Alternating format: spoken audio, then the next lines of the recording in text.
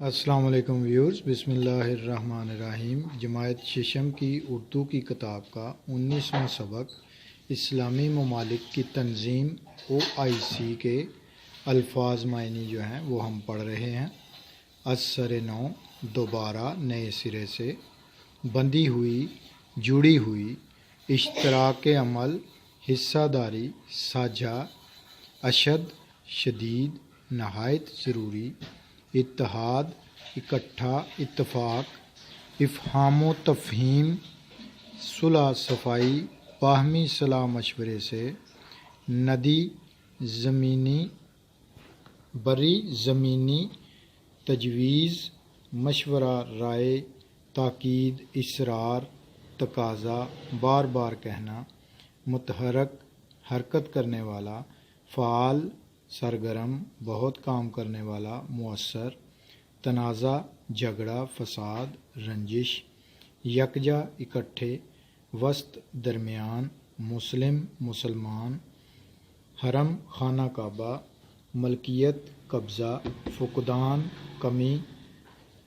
رنجش، غصہ، بگاڑ، کیفیت، حالت، مقتدر، اقتدار رکھنے والا، حاکم،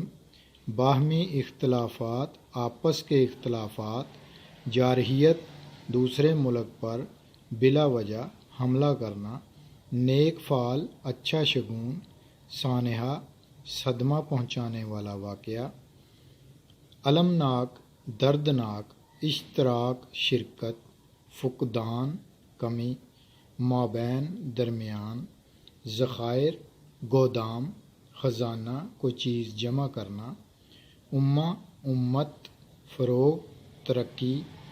کوشاں، کوشش کرنے والا، درپیش، سامنے، روبرو،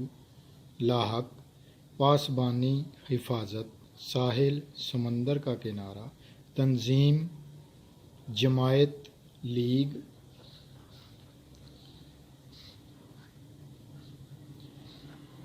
ایک لفظ جو ہوتا ہے اس کے آسانی پیدا کرنے کے لیے 2 3 4 جتنے بھی الفاظات ہم آپ کو بتا سکتے ہیں ہم وہ پڑھتے ہیں تاکہ آپ کو جس طریقے سے بھی اس لفظ کی سمجھ آ سکتی ہو وہ آسانی ہو جائے آپ کے لیے۔ اپنا خیال رکھیے گا، نیکسٹ ویڈیو میں ملیں گے نیکسٹ سبق کے ساتھ۔ اللہ حافظ۔